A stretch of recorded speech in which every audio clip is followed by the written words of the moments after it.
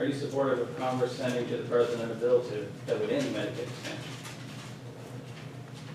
Do I anticipate Congress? No, are you supportive of it? They're expected to send a bill to the President today that he's expected to veto that would end Medicaid expansion. You know, I haven't read the legislation. Obviously, I have been a long time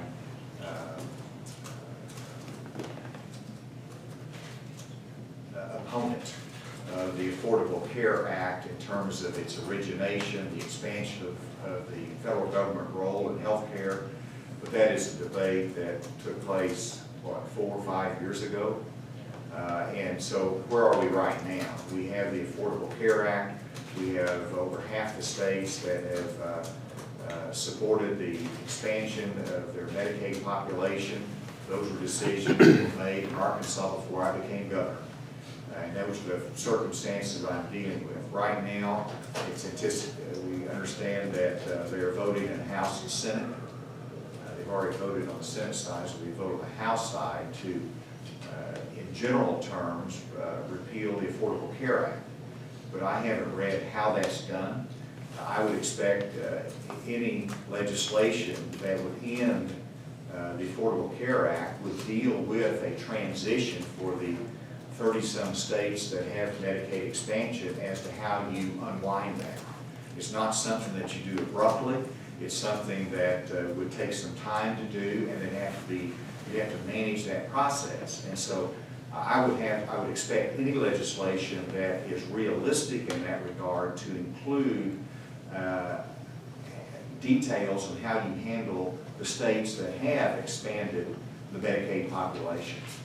I haven't read this legislation as to how it deals with that, because we all expect the president to veto it, and so it's not, even though it's a strong expression of opposition to the Affordable Care Act, President Obama is expected to repeal it. I think a greater debate along this line would be if we have a different administration in 2017, then that legislation is really going to matter, the process and how that's done.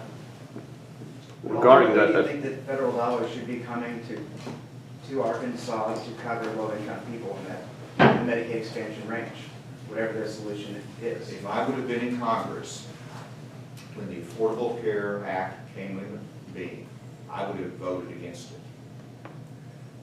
Since then, we've had a lot of water under the bridge, and we have to deal with our current health care system that's been modified under the Affordable Care Act for the last 4 or 5 years. And so you almost have to start afresh and not simply debate what we've done, but we've got to debate where we want to go. Do I want to have a reduction of the federal role in health care? Absolutely. Do I want to have more discretion to the states to manage the Medicaid program? Absolutely. And that is really essential. I don't think we would have difficulty here in Arkansas in getting great unity in terms of where we go with our Medicaid population if you had a state block grant type of approach where we could put work requirements, not just work referral requirements, but more serious requirements in place, where we could put use our flexibility for the personal responsibility and more management of the entire program. That's where I hope that we go. So I want to have a debate on the future of health care in 2017 when we can actually hopefully have changes that will be meaningful, and the states need to have the greatest voice because we have the greatest experience.